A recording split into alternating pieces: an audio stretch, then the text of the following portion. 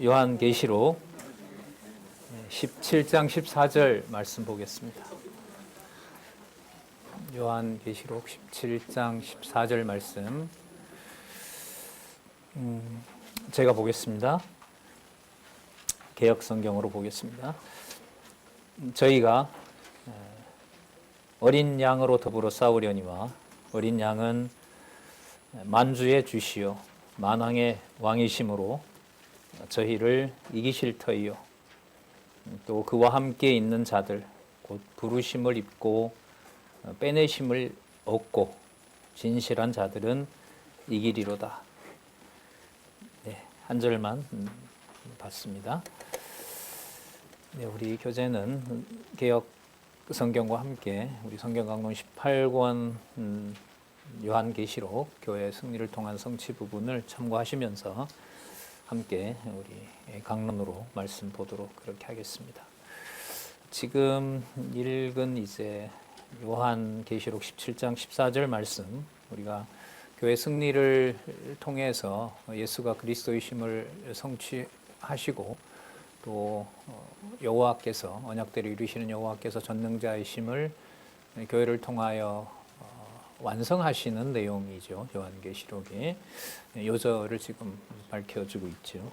저희가라고 하는 그 대명사가 나와 있는데 저희는 앞에 있는 이제 십각 그 짐승의 권세를 말합니다. 그 짐승 권세가 마지막에 이제 어린 양과 더불어 싸우게 되는데 어린 양에 대한 규정이 나오죠.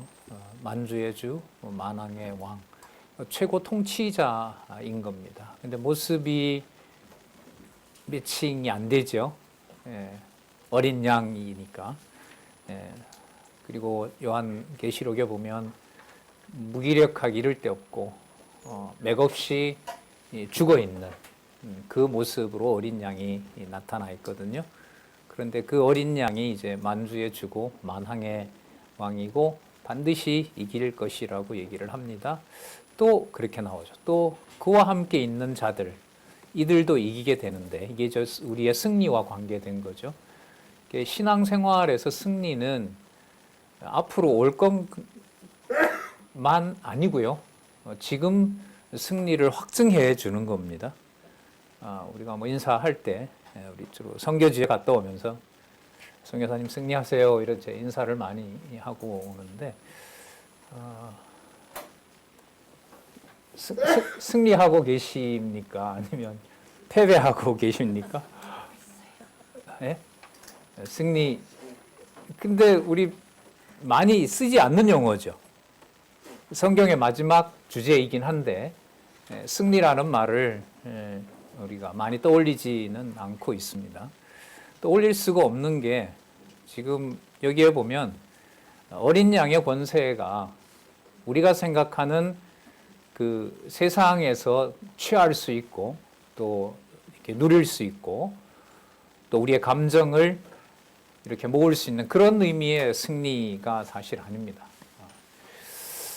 그래서 교회는 반드시 승리하게 되어 있다라고 했을 때 저 승리의 의미를 여호와 하나님 중심으로 우리가 여호와의 언약과 성취 섭리사에서 드러난 중요한 하나님의 속성이 있잖아요. 전능성에서부터 그 다음 신실성, 그리고 주권성, 그리고 영원성, 그 다음 자비성. 이 다섯 가지 속성이 교회가 승리한다고 했을 때 이 다섯 가지 속성들이 그리스도의 통치로 인해서 우리에게 완성되는 거거든요. 그러면 이제 요한계시록과 관련해서 조금 더 말씀을 드리면 전능하신 능력을 그리스도가 만왕의 왕 만주의 주로서 보여주실 때 그 교회는 전능성과 대조가 되는 어린 양의 이미지처럼 그리스도의 몸된 교회가 무능하게 보이고요. 무력하게 보이고 요한계시록 끝에 가면 나오잖아요. 처음 하늘과 처음 땅을 전부 없애버리는 겁니다. 그러니까 이 땅에 아무것도 남겨지지 않는 겁니다. 그게 전능성과 반대되는 그야말로 무능함과 다 없애버리는 것은 있어야 될 게 아니기 때문에 심판으로 멸해버리는 거거든요. 그러면 여호와의 이름은 존재할 확률이 떨어지죠. 순간 모든 것이 다 없어지기 때문에. 그러나 우리는 두 번째 속성을 떠올립니다. 시편의 주제 잘 아시잖아요. 여호와의 신실성 찬양입니다. 신실성은 여호와의 이름과 직결됩니다. 이런 고민이 생기는 거예요. 저렇게 다 없애놨는데, 다 없앨 건데, 물론 요한계시록 22장에 가면 새하늘과 새 땅, 그 다음에 창세기에서 약속했던 생명나무가 거기 다 반복이 됩니다. 땅에선 찾을 수 없는 거예요. 그 신실성이라는 것이 여호와 이름만 남겨놓는 거죠. 그리고 그 남기는 방식이 잠언에 가면 주권적인 방법으로 하세요. 그리고 그것은 절대로 요동할 수가 없어요. 영원성이죠. 더할 수도 없고 덜할 수도 없는, 꼭 그렇게 이루어져야 돼요. 그 꼭 이루어지는 그 자리에서 승리를 인간의 이해로 담아낸다는 것은 요한계시록을 보더라도 불가능합니다. 그냥 끝에 가야 뭔가 나오는. 그래서 이제 제가 이 준비를 하면서 가장 이렇게 고민과 기도를 같이 하는 내용은 교회 승리라는 것이 우리의 삶에서, 교회 생활에서 무엇을 의미하는지 그걸 말씀을 통해서 사도행전도 좋고 아까 장로님 소개하셨던 진짜 갈라디아서는 뭐 그 구원과 관련된 문제이기 때문에 16세기 종교개혁에서도 로마서와 갈라디아서는 누구나 다 주석을 했던 부분이죠. 은혜의 복음으로 하나님의 백성 된다는 그 놀라운 가르침이 있잖아요. 거기에도 나오지만은 그 모든 말씀을 현재 교회 생활에서 승리로 아까 말씀드린 여호와의 그 속성으로 우리의 삶의 구체적인 어떤 삶에서 어떤 열매를 맺게 하시는지 그 내용으로 고민을 좀 이제 하게 됐습니다. 그래서 세우신 교회를 양육하셨다면 양육하고 계신 그 자리가 동시에 무장하는 자리인 거고요. 우리 투쟁, 적그리스도에 대한 그 배척까지 받잖아요. 그리고 요한 2서 3서에는 사랑으로 서로 면대하게 하는 그 면대가 요한 1서에 나오는 아버지와 아들이 창세전에 교제했던 코이노니아, 요한복음 17장 근거를 말씀드렸죠. 창세전에 두 분이 뭐 하셨을까? 이런 질문을 얼마든지 할 수 있죠.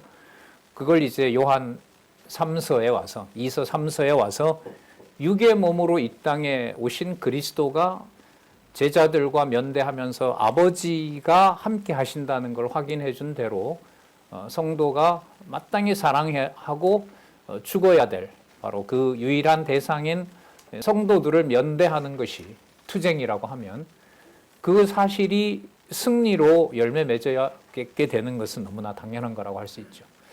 그래서 요한계시록을 우리 아까 개론 전체 아까 보여주셨던데 또 한번 말씀을 드릴게요. 자, 이 부분을 우리가 개론을 살펴보고 바로 이제 본문으로 좀 들어가 보도록 그렇게 하겠습니다. 그러면 이 땅에 성도들이 진리의 말씀으로 하나님의 사랑, 아가페죠.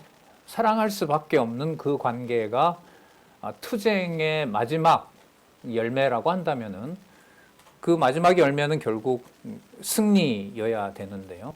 그 승리에 대해서 지금 요한계시록은 크게 네 부분으로 지금 성경신학은 소개를 하고 있죠. 처음에 3장까지 보면 교회를 위한 계시가 나와요. 저 부분이 왜 저게 꼭 나와야 될까? 나는 사실 고민하면서 보고 있고요. 같이 한번 고민해 보도록 하겠습니다. 그 다음에 2절이 뭐냐면 주의 영광과 권세입니다. 주라고 하는 게 저게 히브리어로 아도나이거든요. 근데 아도나이는 히브리 전통에서 여호와라는 이름을 부를 수 없기 때문에 여호와 이름이 나올 때 쓰는 것이 바로 아도나이입니다. 그러면 그 아도나이라고 할 때 저 주 속에는 바로 여호와 이름이 들어있는 거죠. 여호와 이름이 들어있어요. 그런데 신약의 후반부에 보면 주라는 번역은 누구 앞에 주로 오냐 하면 예수 그리스도. 그래서 어떤 그 개념이 많이 나오냐 하면 주 예수 그리스도, 하나님 우리 아버지와 주 예수 그리스도. 209개 찾아낸 여호와 개념을 소개했는데 요한계시록에 상대적으로 많이 나옵니다. 12개인가 3개인가 나오죠. 성경 요한계시록에 여호와가 나옴으로 해서 성경 신학의 주제인 여호와 계시이다. 그걸 이제 하고 여러분들에게 소개도 드리고 그렇게 했는데요. 그래서 저 주의 영광과 권세에는 아까 어린 양, 만왕의 왕, 만주의 주는 당연히 들어가고요. 동시에 누구의 이름? 하나님의 이름 여호와도 함께하고 있다는 것을 말씀을 드립니다. 주의 영광과 권세, 영존하신다고 할 수 있겠죠. 과거에도 있었고 현재도 있고 장차 오실 그분을 소개하는 내용이 바로 4장에서부터 7장까지입니다. 그 권세가 있으므로 이렇게 돼요. 그 권세가 항상 영원한 통치를 하고 있기 때문에 이렇게 됩니다. 주의 진노와 심판은 승리에 있어서 필연적입니다. 그런데 우리를 놀라게 하는 것은 진노와 심판의 범위가 그리스도의 몸된 교회, 이 땅에 있는 그리스도의 몸된 교회도 그 흔적을 남기지 않는다는 겁니다.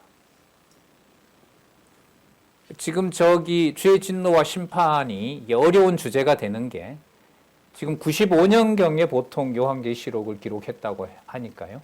25년 전에 예루살렘이 사라졌습니다. 지상에는 예루살렘의 교회는 이 요한계시록을 기록할 때 존재하지 않습니다. 75년경이 되면 거의 축출을 하고요. 그로부터 65년이 지난 135년이 되면 한 명의 유대인도 예루살렘에 남지 않는 일들이 벌어지는 역사로 진행이 됩니다. 그래서 저기 주의 진노와 심판에는 가장 먼저 접하는 사건이 뭐냐 하면 예루살렘과 유다와 사마리아 지역까지 로마가 다 점령하면서 어떤 교회도 남기지 않는 사실입니다. 그렇기 때문에 수신자가 아시아 7교회여야 되나? 그건 너무 이제 형식적인 거고요. 수신자가 없죠. 예루살렘에는 보낼 수가 없어요. 거기에 있던 분들이 사도들이나 또 그 제자들이 전부 다른 데로 이제 흩어졌죠. 일부는 수만 명은 로마로 붙잡혀 가기도 하고요. 그래서 여기 주의 진노와 심판 내용에는 대적들만 골라서 치면 좋은데 그리스도의 몸된 교회 안에 또 그리스도의 몸된 교회를 음료와 짐승 권세가 그야말로 농락하고 침범하고 거의 남기지 않는 정도까지 그런 진노와 심판이 함께하고 있습니다. 그래서 진노와 심판을 빼고요. 그냥 편안하게 좀 읽게 되면 남은 교회, 예루살렘 교회는 어차피 예수님의 약속대로 무너져야 되고 그래야 이방인의 시대가 오고 또 이기적이긴 하지만 그래서 우리에게 구원이 왔구나 쉽게 받아들이고 그 권세는 창세전부터 영원히 계신 바로 영존하시는 하나님의 영광과 권세로 임하고 있고 3절 뺄게요. 그러니까 주의 교회는 항상 뭐 한다? 승리하는 바로 영원한 왕국, 통치국가이구나. 이러면 참 좋은데 그렇게 되어 있지 않죠. 상당한 부분이 8장에서부터 16장이니까요. 22장으로 본다면은 훨씬 더 많은 부분이 바로 저기에 있습니다. 진노와 심판 내용에 들어있는 겁니다. 이건 지금 말씀드린 건 진짜 우리 기준에 나에게 좋은 그런 이제 승리인 거고요. 여호와 계시, 여호와 하나님 살아 계셔서 그리스도의 몸된 교회를 이 땅에 세워주셨는데 그 교회에 하늘에 속한 영원한 하나님의 통치가 어떻게 계시되는지 우린 이 내용을 히브리서 12장에서 하나님의 교회는 어디에 있는 참 지성소임을 확인했죠? 하늘에 있는 참 지성소임을 확인했죠. 12장에서. 그리고 요한 1서, 2서, 3서에서 하나님의 사랑이 바로 그리스도의 가정 안에 가이오 장로와의 그 주고받는 그 편지에서 또 이종 사촌들 간에 주고받는 그 편지 안에서 창세전 하나님과 아버지와 아들의 코이노니아가 이 땅에서도 바로 예루살렘 교회가 없어진다 하더라도 그건 없어졌다고 말하지 어차피 없어져야 될 것이고 요한계시록 22장에 가면 내가 준비해 놓은 새하늘과 새 땅, 내가 숨겨놨던 보호했던 생명과실, 생명나무, 그리고 창세전 영원한 하나님의 작정 섭리에 따라 주신 은혜이기 때문에 요한계시록에 나오죠. 값없이 와서 먹게 하는 바로 그 영원한 생명을 확인해 주는 내용으로 요한계시록 구조가 되어 있습니다. 그래서 우리가 요한계시록 교회 승리를 통한 성취에서 말씀을 우리가 공부하는 시간을 통해서 승리라는 단어가 우리 기준의 의미를 벗어나서 이것도 어려운 얘기죠. 내 기준과 내 감정을 벗어난 승리가 가능해? 이건 당장 반발이 생기는 거죠. 그래도 뭔가 유익함을 줘야지. 예. 이런 기대를 할 수밖에 없죠. 육의 몸을 가지고 있는 한. 하지만 그 기대조차도 그리스도의 교회의 승리. 나는 패배해도 내 안에 있는 영원한 생명은 그리스도가 반드시 승리하게 하신다는 그 놀라운 신비를 우리가 말씀을 통해서 깨달을 수 있었으면 참 좋겠다. 이런 간절함을 가지고 말씀을 좀 보도록 하겠습니다. 먼저 우리 교회를 위한 계시 한번 볼게요. 그러니까 저기 교회 계시를 요한 2서 3서를 무시하고 가면 전 안 된다고 또 강조를 드리고 싶고요. 그 다음에 요한 2, 3서 다음에 유다서가 나오고 유다서 마지막에 누구의 권세를 찬양하고 있냐 하면 우리 구주 홀로 하나이신 하나님께, 자, 중요합니다. 우리 주 예수 그리스도로 말미암아 영광과 위엄과 권력과 권세가 영원하다. 자, 이 찬양을 하게 합니다. 그러니까 이걸 그대로 받아서 이제 보게 되면은요, 계시록 4장으로 가면 제목이 딱 맞아요. 그러니까 4장에서부터 7장까지 제목이 뭐였냐 하면 주의 영광과 권세였거든요. 자, 그러면 1장과 3장에 이 들어있는 이 연결은 어떤 의미가 있는지 궁금하지 않을 수 없죠. 제목을 먼저 살펴보면 교회를 위한 계시 이렇게 나옵니다. 교회. 자, 그럼 교회란 무엇인가?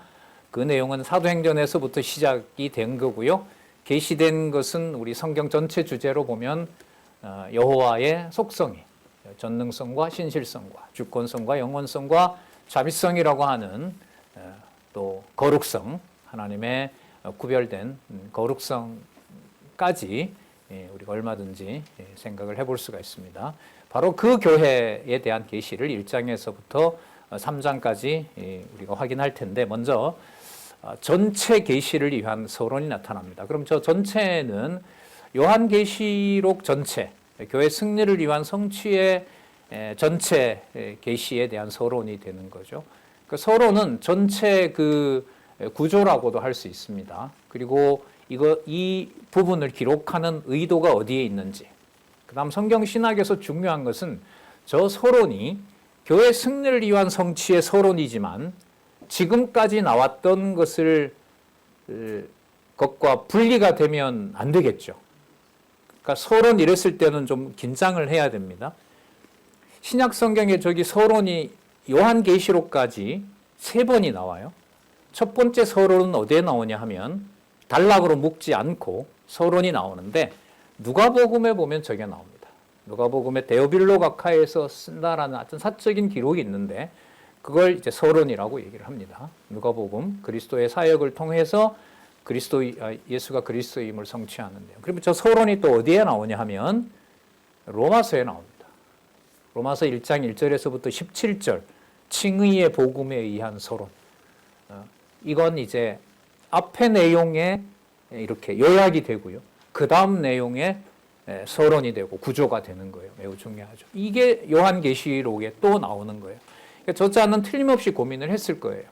그냥 1장 1절에서부터 20절을 교회를 위한 계시로 해서 그냥 따로 처리할 거냐, 아니면은 한쪽 가로가 아니죠. 1이라는 숫자를 넣어서 전체 계시의 서론으로 놓느냐. 전체 계시의 서론으로 놓으면 교회를 위한 계시 내용도 전체 서론에 영향을 받는 거고요. 그냥 교회에다가 넣어버리면 그냥 교회 안에 들어가 있는 거고 그 의미가 달라집니다. 자, 먼저 1장 1절에서부터 8절 보면 축원과 재림의 약속을 합니다. 재림은 구체적으로 데살로니가 전후서에서부터 얘기를 하고 있죠. 계속 알려주고 있고 베드로 전후서에서도 알려주고 있고요. 물론입니다. 유다서에서도 강조하고 있습니다. 그리스도의 심판. 그러니까 그리스도의 교회를 설립하고 승리로 확정하는 과정의 그 의미상 결론에 해당하는 부분으로 깨닫게 하는 내용은 심판을 빼고는 교회를 설명할 수가 없어요. 그 심판은 하나님 기준, 그리스도 기준의 선과 악을 나누는 거거든요. 얼마나 중요하겠어요? 그 죄라는 게 선악을 아는 일에 창조주와 같이 되는 거잖아요. 그럼 선과 악을 하나님 기준으로 나누어 주지 않는다면 하나님의 백성으로 살아간다는 것이 판단하는 게 전부 자기 중심이 된단 말이죠. 그러니까 심판과 승리는 매우 중요합니다. 그게 이제 투쟁이나 승리에서도 반드시 아까 들어있는 거 봤잖아요. 8장에서부터 16장까지죠. 16장까지. 축원과 재림 약속 한번 볼까요? 1장 1절에서부터 5장 상반절까지 경위를 알려주며 축원하게 되는데요. 이것을 기록한 경위가 무엇이고 이때 축원은 그냥 인사말이 아니라 창세전에 우리에게 주어진 그 복을 기억하게 하는 겁니다. 강론집에서 그건 두 번째 단락에다가 기록하고 있죠. 여호와 하나님께서 창세전에 작정하신 영원한 뜻에 따라 언약하신 말씀, 그게 무엇인지를 항상 말씀을 기록할 때마다 알려줍니다. 그러니까 장로님 얘기하셨죠. 성경에 나오는 대로 다시 너희들에게 생각나게 하려고 이걸 기록한다. 이 생각은 어디까지 나게 하는 겁니까? 강론집의 두 번째 단락은 이걸 매번마다 그래서 명시하고 있는 거예요. 어디까지? 창세전에. 9563에 여러분 9562에 보시면 두 번째 단락, 모든 두 번째 단락이 그래요. 두 번째 단락 마지막 문장 보면 이러한 증거는 여호와 하나님께서 창세전에 작정하신 영원한 뜻에 따라 언약하신 말씀. 자, 이 부분을 항상 기억하게 해줍니다. 그렇게 안내를 하고 있죠. 자, 1장 1절에서부터 3절 반드시 속히 될 일을 지시하며 때가 가까운 것을 알려줍니다. 자, 이게 일곱 교회가 딱 받는 순간 때가 가까웠다라는 것은 온몸으로 느껴요. 얼마 전에 95년이라고 본다면 25년 전에 어디가 망해버렸어요? 예수님의 약속대로 예루살렘이 망했거든요. 사라졌어요. 교회마저 사라졌어요. 거기에 누구의 때가 오는 거죠? 이방인의 때가 시작이 된 거죠. 확정된 거 아니겠어요? 그 다음에 이방인의 때가 끝나면 누가 오시냐 하면 그리스도가 오시는 거예요. 그러니까 때가 가까웠다라는 것은 이방인의 때가 끝나면 바로 그리스도가 오신다는 거기 때문에 순서로 보면 때가 가까이 온 게 확실하죠. 그리스도의 재림이 가까운 겁니다. 그런 우리 역사적 우리 배경을 좀 생각하면서 볼게요. 1장 1절 예수 그리스도의 계시라. 자, 예수 그리스도의 계시라 강론집에 설명을 하고 있는데요. 의가 두 가지가 있습니다. 예수 그리스도가 보여주신 계시도 되고요. 두 번째는 예수 그리스도가 보여주시는데 누구를 보여주시냐 하면 자신을 보여주시는 거예요. 그러니까 예수 그리스도께서 자신이 구약의 언약한 메시아임을 기록으로 확증하고 기록한 내용은 어디까지? 창세전까지. 하늘에 속한 일이 땅에 성취되는 것으로 설명을 하고 있습니다. 그래서 예수 그리스도의 계시라고 하는 말은 예수 그리스도께서 육의 몸을 입고 이 땅에 오신 예수, 바로 그분이 구약에 약속된 그리스도. 자, 히브리서에서부터 다시 시작을 하면 어디에 계신? 하늘에 계신 총회가 있고 장자들이 모여 있고 아벨의 피와는 비교될 수가 없고 교회가 있고 자 예루살렘 구약에서 광야 40년 동안에 하나님께서 여호와의 이름을 담아줬던 바로 그 성막에서 그리고 성전에서 그렇게 보호되던 바로 그 이름을 그리스도께서 지성소의 대제사장 되신다는 사실 우리가 확인을 했었죠. 바로 그 그리스도께서 자신을 계시하신 사건. 계시라는 말이 나오는 것은 전체 본문으로 봤을 때 이제 성경 계시 기록을 마무리해야 되거든요. 마무리해야 되고 계시라는 말은 이제까지 숨겨져 있던 것들, 보여주시고자 했던 모든 것들을 어떻게 밝혀주신다는 거죠. 뒤에 보면 그 헬라어 나오죠. 아포칼립시스. 중요한 낱말입니다. 그 쓰기를 별로 좋아하지 않는 사람이 더 많고 세상 종말을 좋아하는 사람은 별로 없잖아요. 지금 잘 살고 있는데 하지만 아니 마음에 안 드니까 그냥 빨리 확 망해라 하는 사람은 아포칼립시스라는 말을 쓰게 되는 거죠. 자, 우리는 뭐 그런 의미보다가 예수 그리스도께서 자신이 아버지께 받아서 이야기하고자 했던 또 이루고자 했던 모든 것을 이제 최종적으로 전부 다 밝힌다. 종결을 짓는다. 이런 말씀의 의미로도 이제 계시의 의미를 알 수가 있습니다. 자, 이는 하나님이 그에게 주사 그가 누구일까요? 예수 그리스도이시죠. 예수 그리스도이십니다. 예수 그리스도는 우리 요한 2서, 1서, 2서, 3서를 지나면서 이 두 가지가 설명으로는 붙지 않아요. 하지만 믿음으로 보면 이게 붙는 거예요. 무슨 뜻이냐면 이 땅에 온 예수를 나사렛 예수 3년 동안 기이한 표적과 이해가 되지 않는 말로 유대인들의 손에 의해서 현상적으로 십자가에 죽으신 그 예수가 구약 전체에서 약속했던 누구이다? 그리스도다. 그러니까 예수는 그리스도라는 이 명제를 유대인들은 아직도 붙이지 못하고 있잖아요. 근데 이제 이 성경은 이미 2000년 전에 이걸 완성하고 있는 거예요. 그래서 예수 그리스도는 어디와 어디의 통일? 땅과 하늘. 요한 에베소서에 나오죠. 에베소서의 하늘과 땅을 통일시킨 이름입니다. 그래서 믿음의 균형은 이 땅에 육의 몸을 가지고 온 예수께서 아버지가 창세전에 약속하셨던 것을 그대로 후회 없이 히브리서 5장에 의하면 눈물과 통곡으로 순종을 배우는 아주 힘들고 참 어려운 과정이 있었지만 그 모든 과정이 아버지를 경외했던 과정. 그래서 육의 몸을 입고 있지만 그 모든 일은 어디에 계신 하늘에 계신 하나님이 덜 만족한 게 아니라 완벽하게 만족하신 바로 그분. 자, 그분이 창세전에 준비하셨던 일을 이제 마지막으로 예루살렘 성전을 끝내버리고 예루살렘 교회를 끝을 내고 이제는 요한계시록 22장에 있는 어떤 예루살렘? 거룩한 성 새 예루살렘. 거룩한 성 새 예루살렘을 이제 준비를 하는 거예요. 그렇기 때문에 1장과 3장에서 아시아 7교회가 교회로서 이 땅에 존재한다는 것은 그리스도의 재림이 확실하다.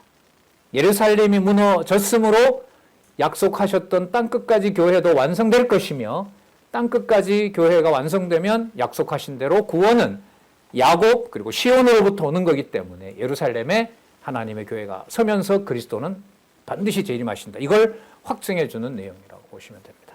자, 보겠습니다. 하나님이 그에게 주사 반드시 속히 될 일을 그 종들에게 보이시려고 그 천사를 그 종 요한에게 보내어 지시하신 것이라.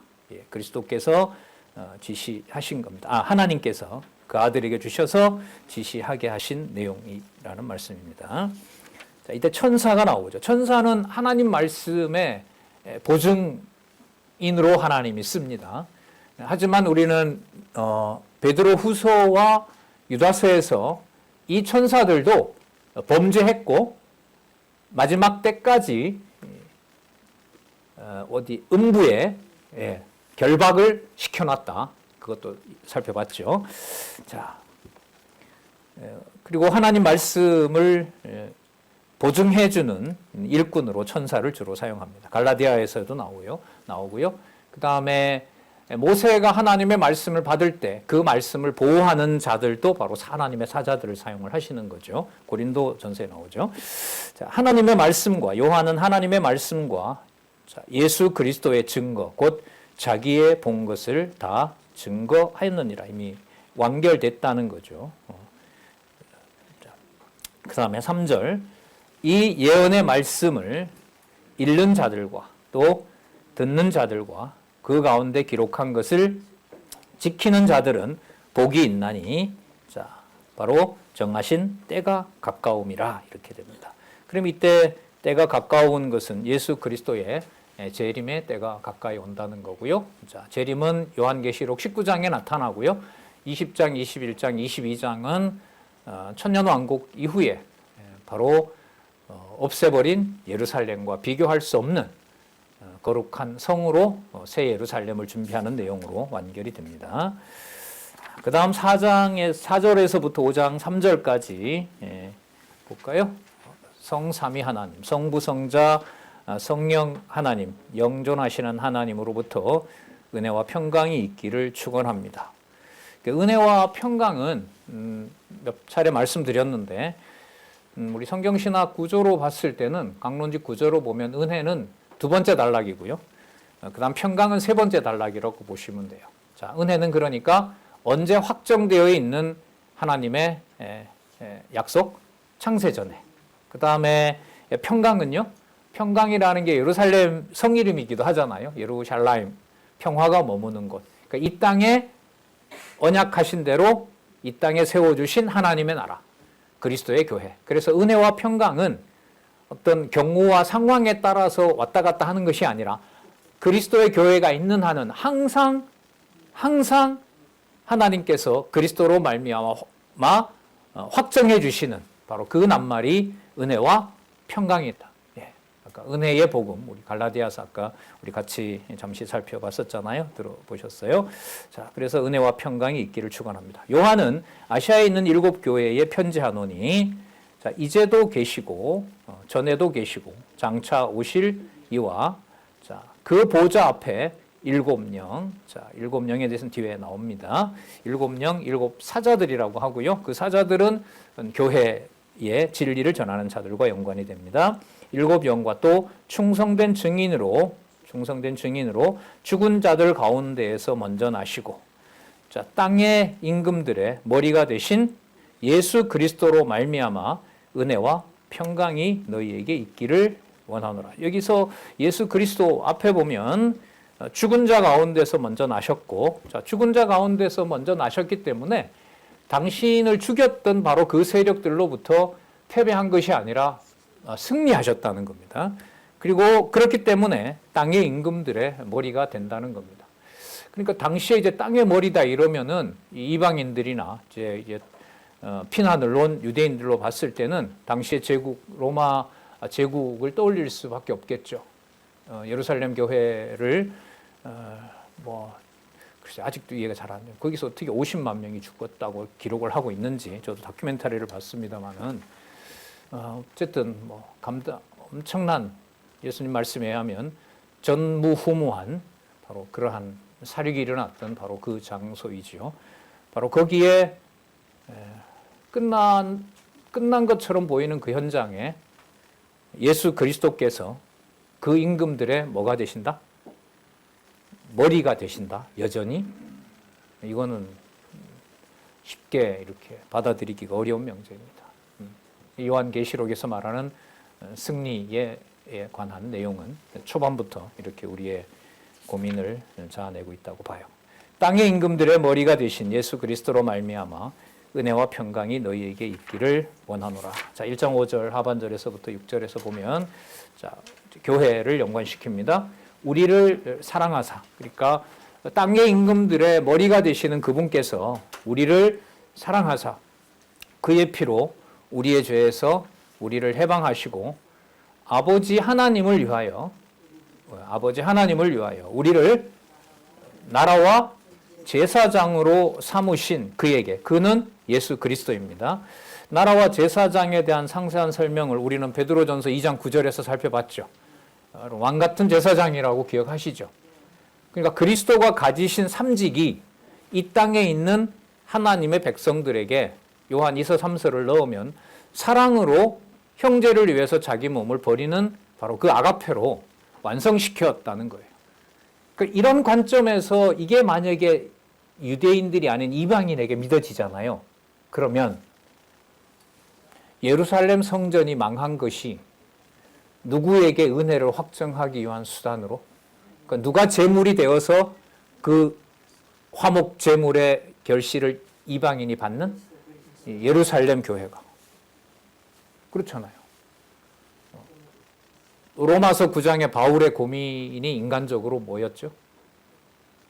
이방인 교회가 구원을 확장하는 만큼 유대인은 점점 시기해야 돼요. 그 유대인에게는 구원이 점점 취소가 돼야 돼요. 그래서 내가 구원을 못 받을지라도 내가 내 괴로움을 하나님 앞에 제가 고백합니다 라고 하면서 그 로마서 9장이 그렇게 시작을 하잖아요. 그러니까 이제 뭐 성교학에서 보면 예루살렘에 대해서는 우리가 이제 무한한 빛을 지고 있는 거죠. 인간적인 차원에서 얘기를 하면. 왜냐하면 예루살렘을 끝을 내신 그것이 이방교회의 여호와의 이름을 아버지라고 부르면서 마음껏 부를 수 있는, 정작 그들은 아직도 여호와라는 말을 부르지 못하는데 그 엄청난 은혜를 준 사건이 되니까요. 자, 우리를 나라와 제사장으로 삼은 거죠. 하나님의 나라와. 그러니까 나라는 다르게 말하면 통치입니다. 그 통치의 핵심은 승리에 있어서 심판이고요.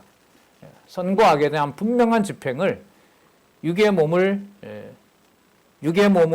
살아가는 유대인들 기준이 아니라 가정을 해체시키고 불화로 만든 다음에 결국 예루살렘을 멸망시킨 그리스도께서 유대와 이방인이 함께하고 이사야서에 보면 생식을 못하는 자도, 불구자도, 절뚝발이도, 더 나아가 짐승과 동물과 식물과, 로마서에 나오죠. 식물과 동물과, 이사야서에 동물이 나오죠. 그리고 모든 하나님의 피조물이 거기에서 함께 통치하는 국가. 그게 바로 천국이고요. 회복될 나라이고, 바로 거기에 반드시 따라오는 게 뭐냐 하면 제사장입니다. 제사장은 반드시 뭐가 있어야 됩니까? 그렇죠. 그리고 히브리서에 의하면 제사장은 하나님 앞에 번제를 드릴 때 남겨놓습니까? 남겨놓고 먹을 게 있습니까? 없습니까? 없어요. 없습니다. 맞죠? 피는 어디에 가서? 제단에 들어가서 뿌리고, 고기는 영문 밖에가 불살라버리고, 아무것도 없어요. 그러니까 나라와 제사장이라고 하는 것 속에는 그리스도의 통치가 일단 무섭게 임합니다. 하나님의 나라가, 하나님 나라의 요건은 뭐냐 하면 제사가 올바로 지내져야 되거든요. 근데 그 제사는 이 땅에 멜기세덱의 반차를 따르는 제사는 남겨놓는 게 있다 없다? 없어요. 남겨놓을 수 있는 게 없어요. 반드시 버려야 돼요. 반드시 제로, 그것도 어디에서? 영문 밖에서 버려져야 돼요. 여기에 대해서 너무 슬퍼하거든요. 순교자들이 요한계시록 5장에 가면. 그러니까 하나님께서 저렇게 너무 예루살렘을 버린 것으로도 충분하지 않습니까? 뭐 그런 말은 나오지 않지만 맥락으로 봤을 때 아니다라는 거죠. 자꾸 그런 소리 하지 말고 내가 세마포 줄 테니까 입고 가서 쉬어라.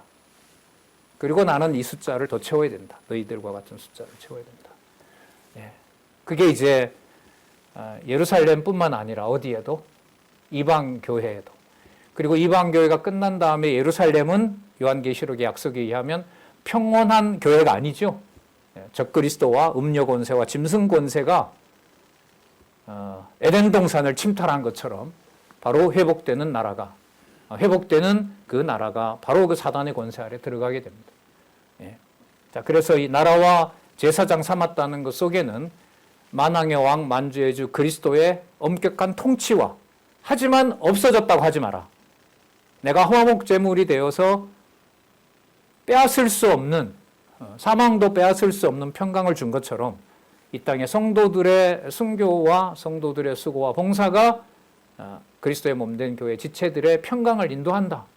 그런 의미가 바로 나라와 제사장입니다. 이 나라와 제사장이 요한계시록 후반부에 가면 따로따로 분리되는 것이 아니라 성전이 곧 뭐가 될까요? 나라가 되는 겁니다.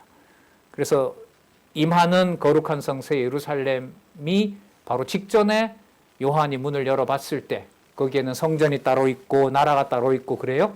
아니죠. 여호와의 이름으로 영광이 꽉 차 있는, 여호와의 이름만 남겨놓은 바로 그것으로 새하늘과 새 땅이 준비되고 있다고 할 수 있습니다. 그래서 중요한 개념입니다. 우리를 나라와 제사장으로 삼으신 예수에게 영광과 능력이 세세토록 있기를 원하노라. 네, 아멘. 자, 그다음 7절에서부터 8절. 볼지어다 구름을 타고 오시리라. 자, 예루살렘 멸망과 함께 그리스도가 오시는 것을 더 강조하고 있습니다. 각인의 눈이 그를 보겠고 그를 찌른 자들도 볼 것이요. 스가랴에 나오죠. 스가랴 12장 10절에 보면 그를 찌른 자들도 볼 터이요. 땅에 있는 족속들이 그를 인하여 애곡하리니. 자, 이게 이제 계시록 이후로 가면서 나옵니다. 애곡하고 울부짖고 그리스도의 심판 앞에서 그러죠. 자, 그러하리라. 당연하다. 당연한 말씀이다. 자, 요한계시록에서 제일 먼저 나오는 여호와가 여기 있습니다. 주 하나님, 여호와 하나님 이렇게 바꾸시면 돼요. 여호와 하나님이 가라사대, 언약대로 이루시는 여호와 하나님이 가라사대, 나는 맞죠? 의미가 알파이니까 시작했으니까 뭐 한다? 완성한다. 알파와 오메가라. 그 존재는 지금도 있었고 또 전에도 있었고 장차 올 자요.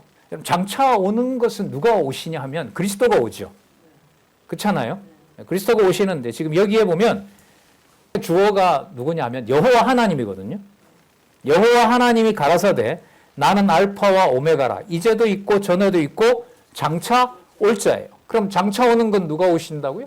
예수 그리스도 오시잖아요. 자, 그럼 이 문장에는 누구와 누구의 구분이 없어요?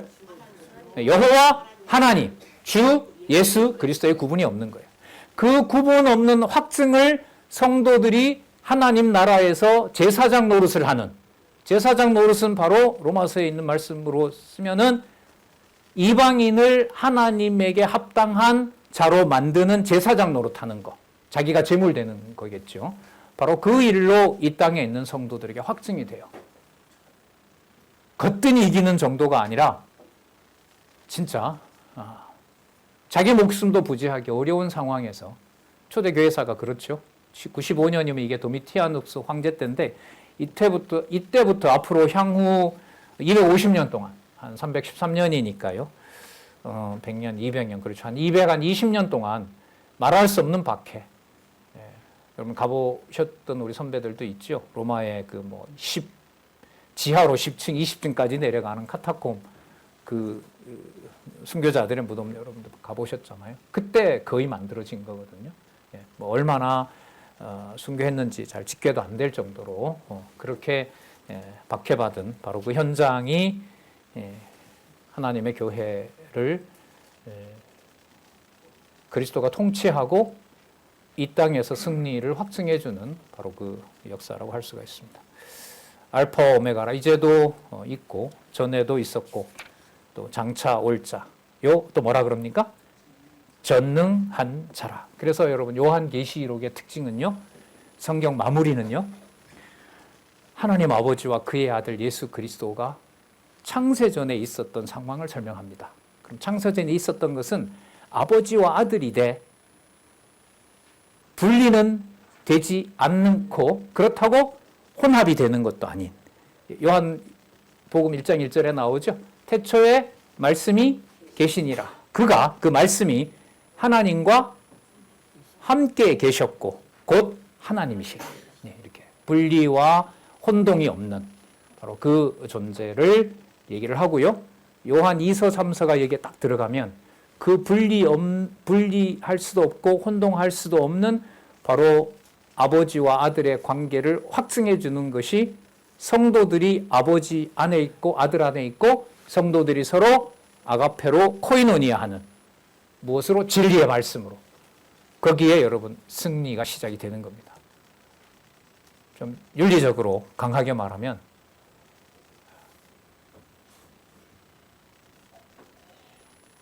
성도에게 발등 찍히는 바로 그 자리가, 믿었던 성도에게 발등 찍히는 자리가 승리가 확증되는 자리이다. 배교가 일어난다 그랬잖아요. 적그리스도는 어디서 나간다고요? 반드시 교회에서 나가게 되어 있습니다. 그러니까 그리스도를 사단처럼 너무나 잘 알고 있어요. 바로 거기에 적그리스도, 그 사이에 형제가 형제를 위하여 하나님이 약속한 사랑이 성취되고, 그 사랑의 성취는 이미 어디에서 확인을 해주셨냐 하면 창세전에 아버지와 아들의 교제 안에서. 그래서 그 코이노니아, 그 봉사가 디아코노스라 그랬죠. 디아코노스, 그것으로 지어지는 게 오이코스. 자, 이런 개념으로 여러분들에게 말씀을 많이 드렸습니다. 자, 여호와 하나님이 가라사대 나는 알파와 오메가라. 이제도 있고 전에도 있었고 장차 올 자요 전능한 자라 하시더라. 자, 이런 특징을 가지고 있습니다. 그리고 하나만 말씀드리고 말씀을 다음 시간으로 이제 예고를 하겠습니다. 요한계시록의 기록은요, 새로운 게 나오면 안 됩니다. 새로운 게 나온다는 말은 신약 마태복음에서, 그 다음에 구약 시작한 데서 새로운 게 나온다는 말은 완성이 된다는 거예요? 완성이 안 된다는 거예요? 완성이 안 된다는 거죠. 그러니까 구약에서, 계시록에서 뭔가 새로 나오는 걸 찾다가 다 넘어졌습니다. 그래서 성경, 여러분 강론집의 특징은 뭐냐 하면 요한계시록 1장 1절부터 마지막 장 마지막 절까지 모든 말씀은 창세기 1장 1절에 근거를 두고 지금까지 약속했던 것을 최종적으로 성취한다는 해석의 원리, 그게 언약 성취 섭리사입니다. 예, 매우 중요한 거거든요. 아직도 이게 흔들리고 있어요. 신약에는 많이 돌아왔어요. 근데 요즘 많이 돌아왔고 역사적으로 이제 해석을 하는 분위기로 많이 가고 있었는데, 그래도 여전히 계시록에서 뭔가 새로운 걸 찾아내려고 할 때 거기서 많이 걸려는 것입니다. 이 문제를 이 강론집은 해결을 하고 있다고 봅니다. 1장 9절부터 우리 다음 시간에 계속해서 이어가도록 하겠습니다. 기도하겠습니다. 하나님 아버지 감사드립니다. 또다시 한번 받을 수 없는 하나님의 말씀을 함께 생각해 볼 수 있도록 해주시고, 우리 귀한 연구 교재를 통해서 살아계신 하나님의 능력이 우리가 이해할 수 있는 문자로 상상할 수 없는, 바로 상상도 할 수 없는 하나님의 영원한 통치를 우리의 가슴까지, 우리의 감정선까지 파고들면서 그 말씀의 능력을 이 시간 잠시나마 깨닫게 해주셨습니다. 간절히 원하옵고 원하옵나니 기록한 말씀 약속하신 대로 하나라도 땅에 떨어지지 않게 하시는 놀라운 일이 우리에게 성경신학을 선물로 주신 우리에게 먼저 이루어지도록 하여 주시고, 먼저 사랑하게 해주시고, 먼저 그리스도의 통치에 아멘하는 귀한 성도들, 동력자들로 보호해 주시고 인도해 주시옵소서. 예수님의 이름으로 기도드렸습니다. 아멘.